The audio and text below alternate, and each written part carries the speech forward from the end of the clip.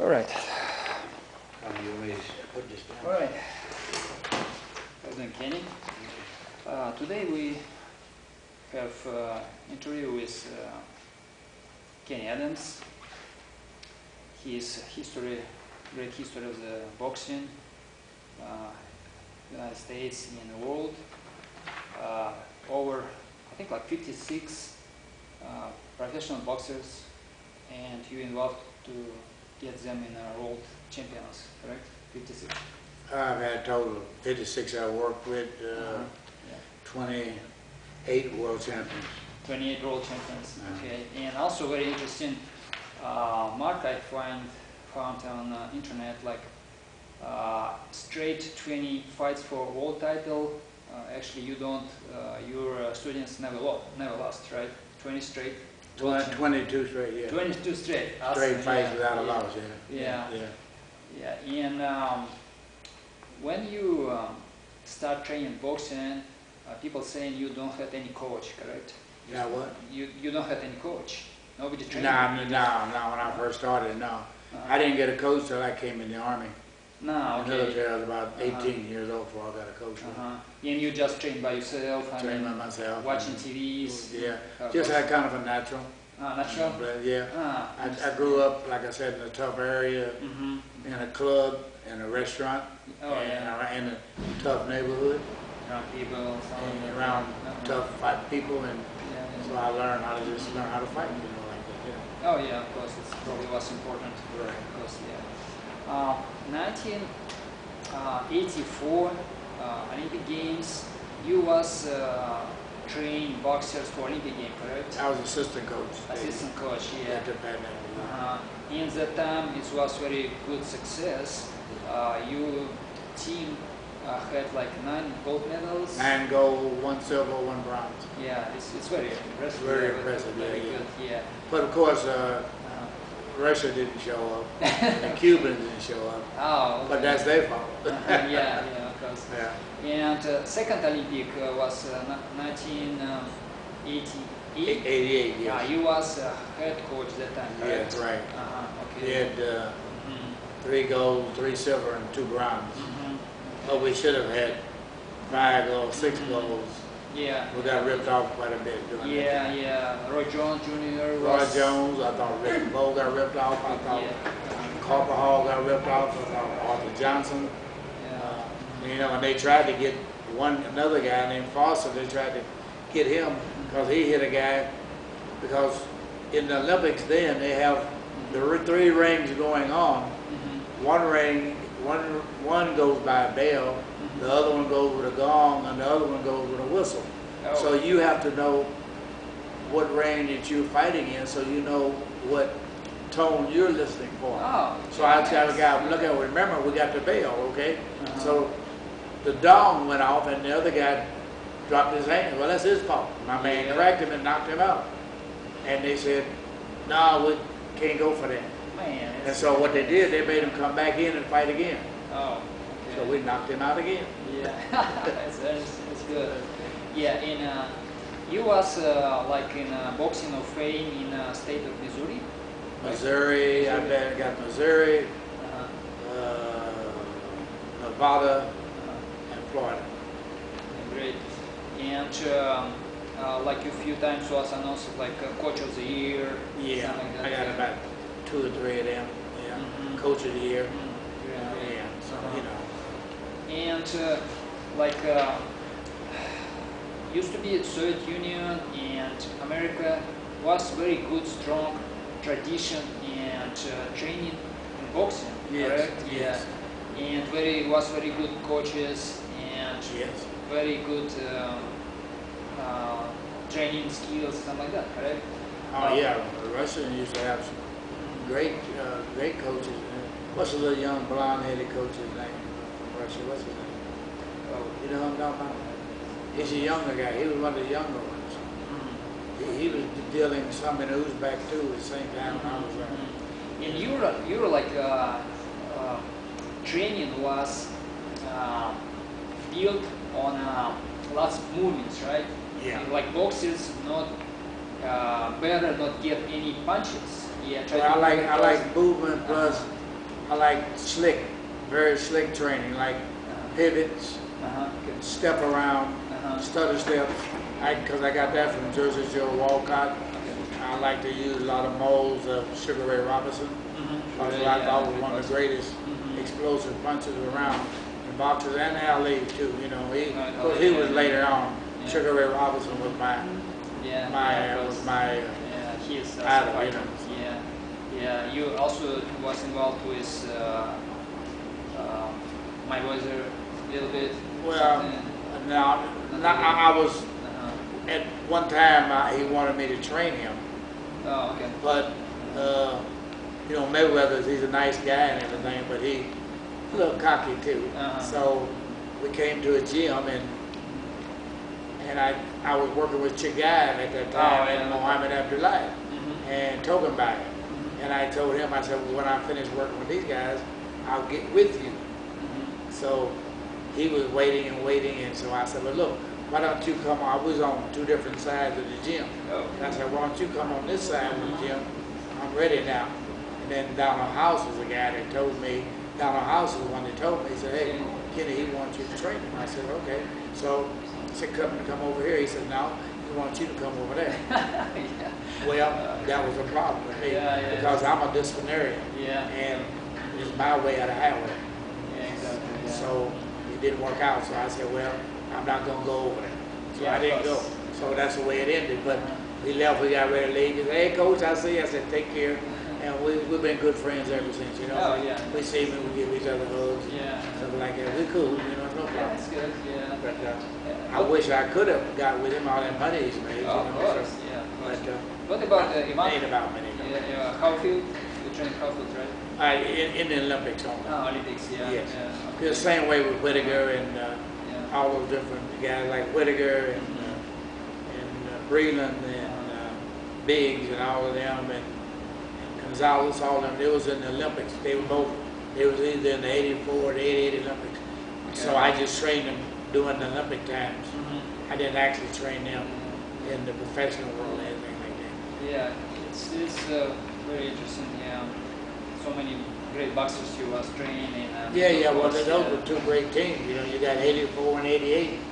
That was, other than 76, that was some of our greatest Olympic teams. Those two, 84 and 88, and 76, you know.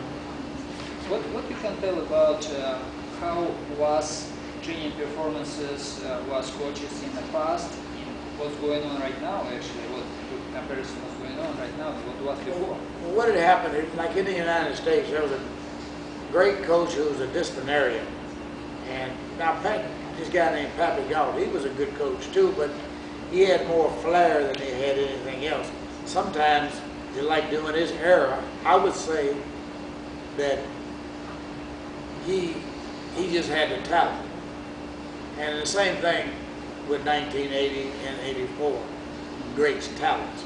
But Pat Nappy was a great disciplinarian.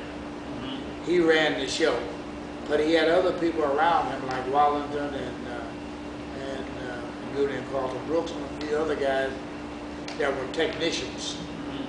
And he was smart enough to know that he would direct everything, but he would put the training portion in their place. In other words, they would actually do the training, and they would sit down and talk and discuss what they wanted to do. But actually, in those years, your talents were real good. Of course, you got a lot of talented people today, but then they were stone raw talents, like Sugar Ray Leonard, guys like that, Muhammad Ali. All those were just great talents. Period. You know, regardless, you know. Like Tyson, I mean, right? Tyson had a mold with Gus D'Amato. Did a great job in molding him. Because it was Mike was his condition / punching power is what got him over. He wasn't a great boxer or anything per se, but he was a big puncher, and he had good fundamentals, you know. And because that's very important. Fundamentals are very important. People don't understand it. Excuse me. In fundamentals, you get the proper balance. You got the jab, the right hand, the hook, and you learn how to block, parry, catch, right movement, things of that nature. if you learn that and you learn how to balance yourself and take a good shot and train hard, work hard, you can make it. Sure. Well, lots of boxers right now saying, right now at that moment, don't have very many good coaches. I mean, it's like only few coaches right now. Yeah, like you was great, is still great coach. I mean, boxers want to train you, but you only by yourself. I mean, not so many coaches around to go to train, right? No, with me? No, I mean, if you try to find good coach, okay, Yeah, Kenny Adams, what? Who else? Yeah, well, there's a It's lot not of. so many. Yeah. Yeah, it's something pretty decent. I have a young guy that kind of came up with me named Brandon Woods. I don't know if you know him. White kid. I don't know if he's coming in today. I think he's tired. But he worked with me a while. He's from my same hometown, but he's got a good head about boxing. And he knows, he listens and works the drills and everything. He does a great job, you know. But it's not a whole lot of them guys. But there's a few, they have limited talents. You know what I'm saying? They're not fully talented, they're limited. Limited, yeah. Yeah, Okay. to a degree. You must just learning, like I said, what makes a good fighter is you got a good jab, right hand, a hook, you got good movement, balance, position. But the thing is, you got a mindset too. That your mind plays a heck of a part in it. Oh yeah, you know? of course. So Yeah. that's what you got to have. Just raw strength and talent. Raw strength don't always get you over, because it can cause you heartaches too. Because if you can be strong and Yeah. overpower people like Mike Tyson, he overpowered people, he could punch. But when it's somebody boxing, it's a different story. Busted up, things of that nature. Yeah. You got outboxed. Yeah, exactly. There's a Yeah, difference. something good. But it takes an exceptional guy to beat it once again. Yeah, correct me if I'm wrong. You was first coach implemented like string training in the boxing, right? Yeah, I got What that. year it was? What year? 82. 1982. But I learned it in 82. You know where I learned it from? Yeah. I learned it from the Dutch, the German Olympic team in West Germany. Oh, That's okay. where I learned it from them. In 1982, I learned the strength programming from them. And I said, what are they doing? Now, the reason that I got the opportunity to get there was who they have in the military. I was training a team in Germany, Yeah. and they had been fighting the Bundeswehr, which is the German teams, and they had been fighting what they call the German American week. Oh, okay. So at that time, the Germans had been beating the Americans up real bad. Oh, yeah. Nice. So what I did, I trained the team and I took them to the tournament. And when we got there, the Germans wasn't whooping on our ass. We was whooping their ass. And so the general was there. He said, he talked to our general. He says, hey, I tell you, what the hell is going on here? This guy with these fighters, why are they fighting like this? Before, we beat them very easy.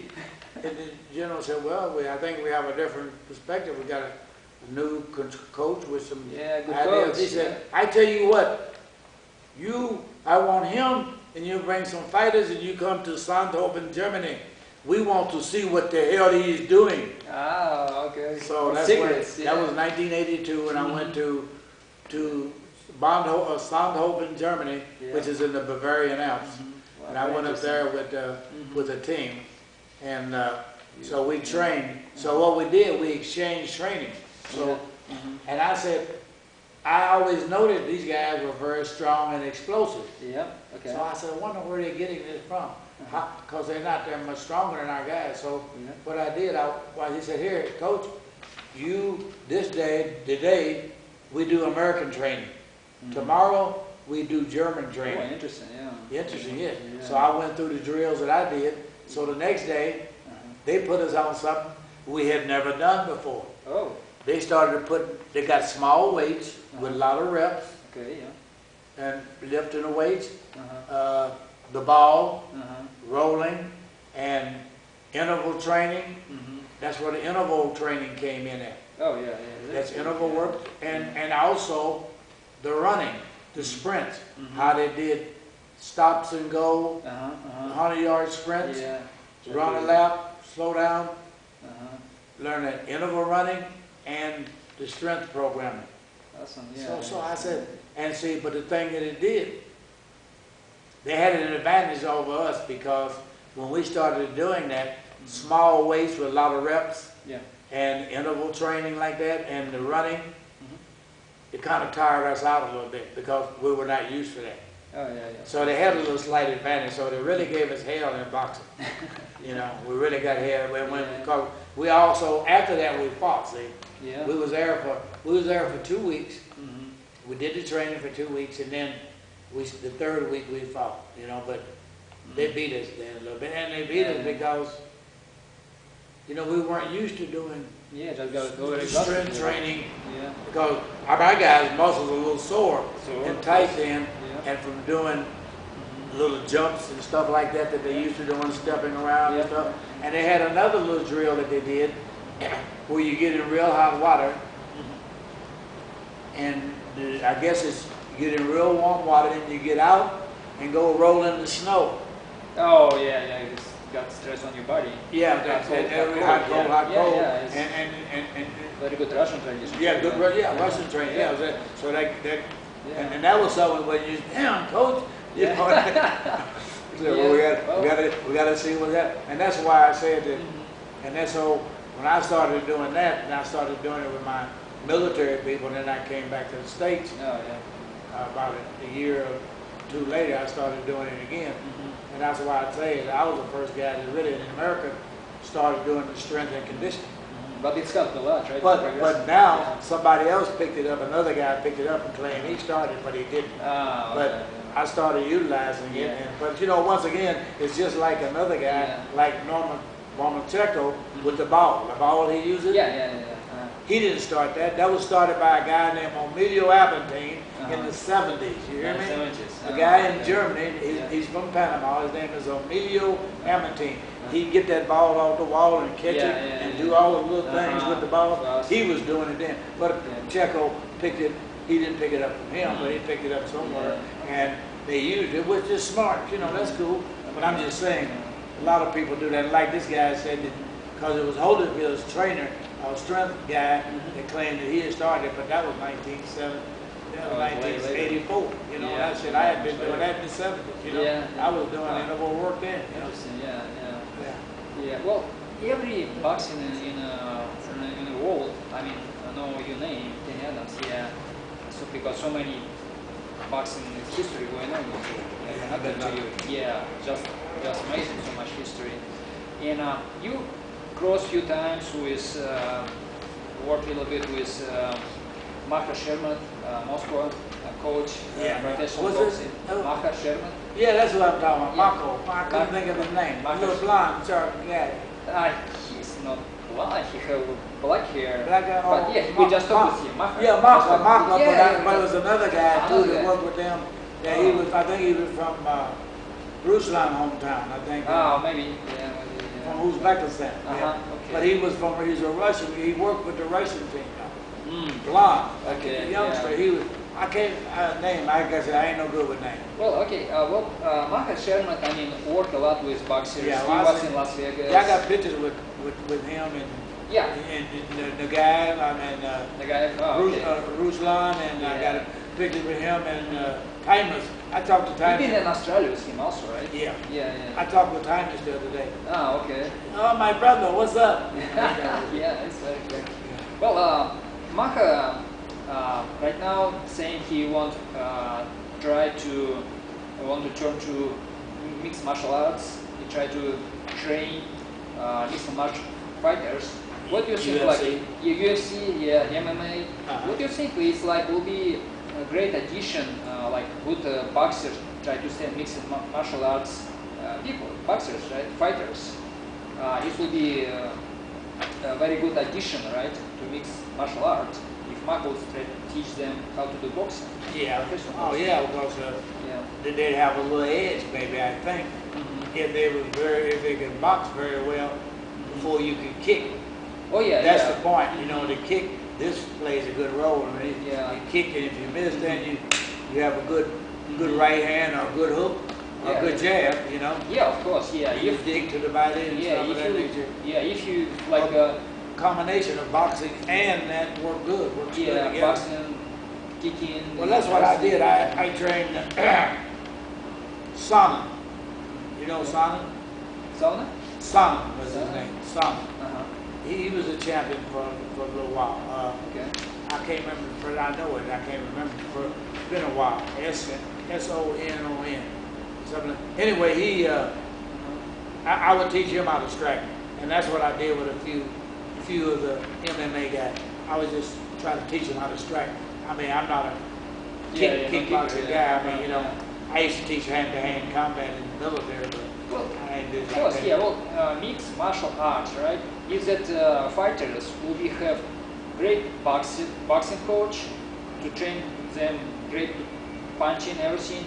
Another one might be great wrestler, right? Yeah. How to wrestle. And another one a great kicker. Yeah. And if that combination will be in one fighter, I mean, it will be like. He'd be great. Yeah, he's all all around. Yeah, exactly. Yeah, will be All universal. around. You know how to punch, you know how to wrestle, and you know how to kick. Well, what do you say? If Makul gets that his knowledge to train MMA fighters, his boxing skills, you think they will be great in boxing also, right? Yeah, I think it'd be a good combination. Yeah. If we don't remember when they do this, they do that. Yeah, of course, yeah. You know Clayton Hires, you know him? No, no, no. Yeah, I mean. I just wonder because he works with a lot of MMA guys, and he was my first All-Army champion. Yeah. And he works with a lot of MMA guys. That's how I got to work with Sonnen. Because Sonnen's the one that came up with the problem with something he was taking. Some kind of pill or something. Okay. I can't remember. Yeah. I told you my memory. Yeah. I got too much in my mind. Well, if you look like UFC MMA fights, lots of, fighters there, they don't have very good boxing skills, right? True. It's true. Right. I mean, you can see it. Because they won't take down and kick it. Yeah, exactly. But they can punch in between them. I mean, for them, the right hand and the hook, uppercuts, they learn the 5 basic punches of 1, 2, 3, 4, 5. They learn that. That would be good for them to learn. Yeah, exactly. Because, you know, when they kick a guy, he goes, BAM! You know, give him the right hand. Yeah, you know, or whatever. Or, you know, that would work for him good, you know. And that's why I said that's what I was doing. I was teaching the guy how to strike, which is punching, you know. Yes. So that was all I was doing. I wasn't in no kicking and shit. Of course, I trained hand-to-hand combat in the military. Of course, I was a little bit different. Yeah, I was a drill instructor, but it's a little different with weapons and stuff like that. Of course. Too, you know? Well, what do you want to say? Maha will start teaching that fighters, MMA fighters, UFC fighters, his boxing skills. What do you want to say to him? What would I say to him? Yeah. I would say because MMA guys, the right hand jab is an offsetting punch because that's to set up everything. Okay. And you got the right hand, and you got the hook, and you got your uppercut. You got your 5 basic punches that you're going to be throwing, and your balance. Actually, from a boxing standpoint, that's all you would teach him. And that's what I did. I just taught him how to strike. You know, the guy would be here, the MMA guy's here like this. Yeah. You just teach him how to turn on the ball with his foot. That's important. Yeah. That's where your power base is at here. Like, boom! Of course. And you get your power base the same way with the hook. Yeah. You got his hands here, and you kick here. And, Yeah, exactly. yeah, see, you know, that's all good. You know what I mean? But that when he's able to strike good and kick good and move good, Of course. that's a great combination. You know? So that would be the main thing that you want to do. Teach him how to strike. Yeah, if Maha Sherman will implement that good right punch, everything, MMA fighters will be like unbeatable, right? Yeah, it will be, without a doubt. Yeah, exactly. He even knows how to kick and do everything else. Yeah, of course. And being able to take a good shot too, you know, at the same time. And one of the most important things too is very conditioned. You got to be conditioned. Okay, well, lots of coaches in the world, right? Different coaches, I mean, some good, some not very good. But good specialists, you probably will be in our fingers, right?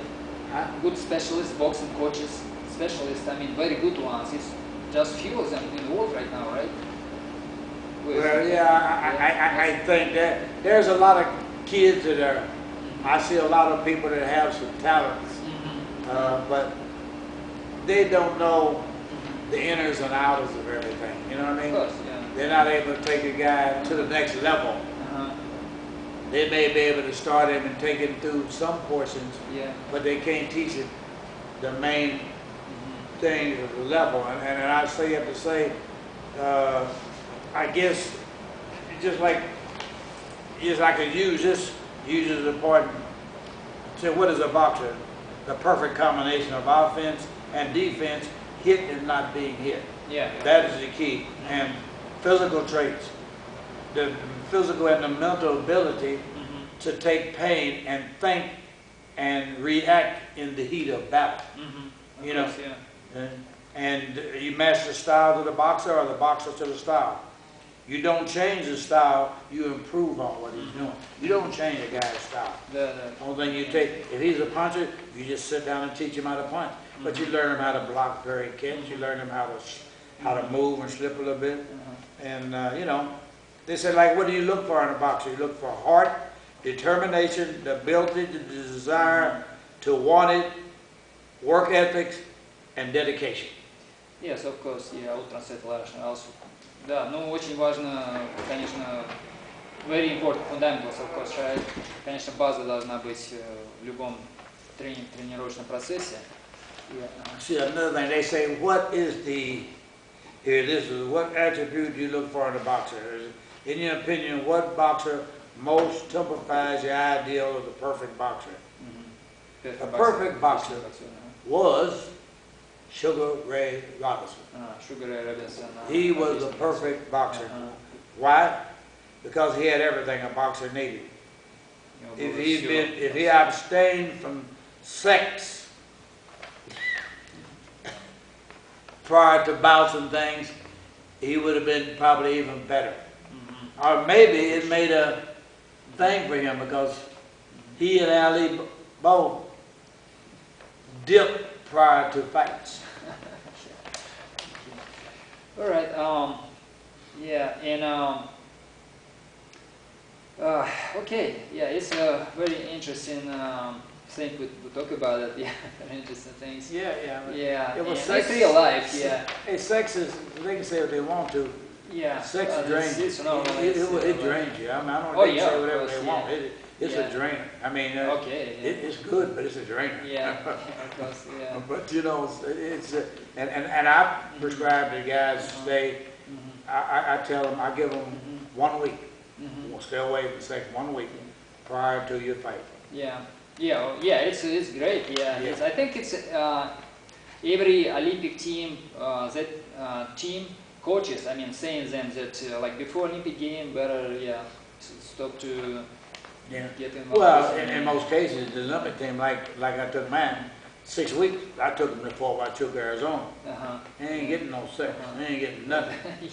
Just training. Yeah. You're getting this drill and drill and drill. You know. Yeah. Okay, well, мы говорили насчет тренера Маха Шермат in Moscow, Moscow coach, boxing coach, and I hope we will see Maha Shermat soon involved seriously with mixed martial arts, UFC fighters, and we'll see that very great boxing skills in that fighters, MMA fighters, right? You think? And we hope Maha Shermat, Russian boxer in Moscow, he will get great training and get his implementation, boxing implementation to the UFC fighters, MMA fighters. Well, he has a determination. Yeah, right? he got the great so that is, and a lot of motivation. Yeah, of course, That's a combination that'll work well with him. And he's very outspoken to the point, and he's explosive to that degree. So I think he'll do great with it. Yeah. He'll do great. I think he will. He will. You know. I was hoping we was going to work together with We hope so. With that other guy, the guy that Nurmagomedov. the one that was going to fight Mayweather, Mayweather, maybe. Yeah. But they don't know. They thought maybe not Moscow in November. Yeah. They mentioned it, but because they talked maybe about that's going to be a $1 billion fight. It would be interesting fight. Yeah, it would be great fight. Yeah, we hope will happen, but we don't know. Yeah, but well, Mayweather's still training a little bit. Yeah, that's it. Yeah, but if money right, he'll train hard. They talking about maybe in Moscow, so who knows? With my house, well, I don't know whether it happened now or not. At that point, it is just a little bit tough with that kind of situation. Yeah. Yes, but we'll see. Yeah. Well, it's great to you. Almost 80 years old, right? And September I'll be 80. Yeah, we'll be 80 years old. You see, 80, but 8. 88. All right. No, I feel like I'm 28. Awesome. It's very good. Okay. But I know it's hard for me to. I work pretty hard. I'm a hard worker. I like to work hard. Of course, it's keeping you busy. And I guess I hit her in the nose yesterday. So You did. I didn't mean to. She had her face where her hand should have been. So I was bobbing instead of weaving. she should have bobbed instead of weaving. Yeah. But no. But the thing is like I try to. This is what I like though. It's like. Well, it's one thing I say I can pass on. The kid Brandon and I is here. He worked with me for a while, and he picked up everything because he's got a good smart brain anyway. So he drills a lot like I do, but he's on top of it, and it makes a big difference. Oh, okay, you're saying he got all your skills to train people, right? And then some. Okay. Yeah, but he's strong also mentally, like you. Oh, mentally. Very good. Yeah, it's very good. strong. Yeah. And we're from the same hometown, believe it. Oh, okay. Yeah, very good. Yeah. I hope he will be. Oh, he is. He's ball. He is, man. He is. You have to come and check him one day. He's on top of it. He's. I think he just had cancer too. Oh man. He's a fighter. He's back strong. Oh, it's good. Yeah. How many fighters you have right now? You training? I don't. I've only got one guy. One guy. I just because I gave up my little champion. I gave to him. He works with him strictly now. Oh, okay.